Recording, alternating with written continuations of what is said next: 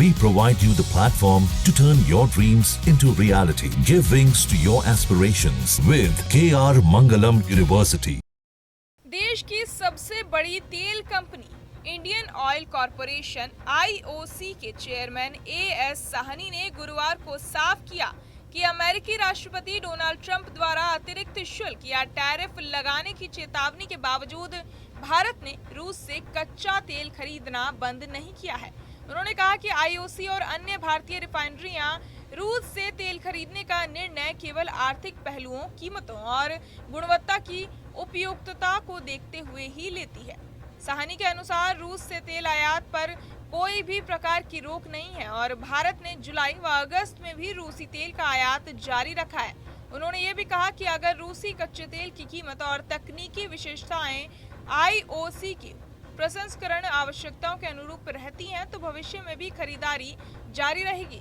अप्रैल से जून 2025 की तिमाही में IOC रिफाइनरियों में रिफाइन किए गए कुल कच्चे तेल में रूसी तेल की हिस्सेदारी लगभग 22 से 23% रही। वहीं दूसरी ओर अमेरिकी राष्ट्रपति डोनाल्ड ट्रंप ने भारत पर आरोप लगाया कि वो रूस से तेल आयात करना जारी रख रहा है और इसी कारण उन्होंने पेनल्टी के रूप में भारत से होने वाले अमेरिकी आयात और 25% अतिरिक्त टैरिफ लगाने की घोषणा की है, जिससे कुल शुल्क दर 50% तक बढ़ जाएगी। हालांकि ये अतिरिक्त टैरिफ अभी लागू नहीं हुआ है।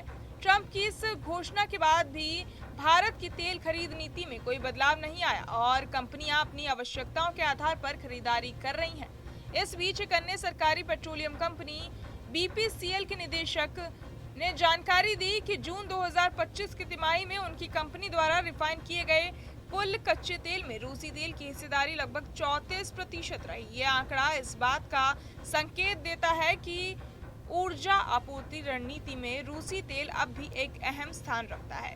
वैश्विक राजनीतिक दबावों और अमेरिकी चेतावनियों के बावजूद भारत अपनी ऊर्जा सुरक्षा और लागत प्रभावशीलता को प्राथमिकता दे रहा है। भारत का मानना है कि ऊर्जा आयात के फैसले भू राजनीतिक दबाव से अधिक आर्थिक और तकनीकी तर्कों पर आधारित होने चाहिए।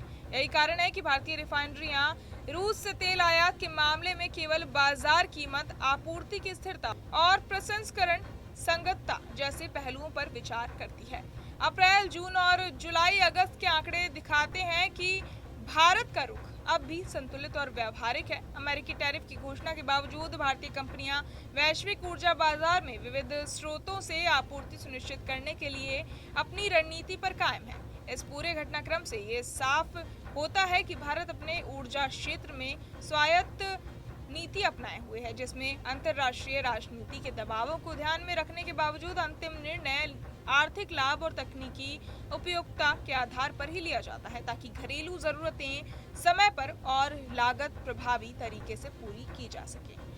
बहरहाल इस पूरी खबर को सुनकर आप क्या कुछ सोचते हैं, हमें कमेंट बॉक्स में जरूर बताएं और बाकी तमाम खबरों के लिए सब्सक्राइब करें न्यूज़ नेशन।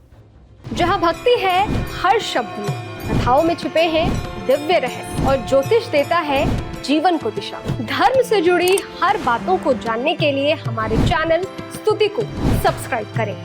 चैनल पर जाने के लिए इस लिंक पर क्लिक करें।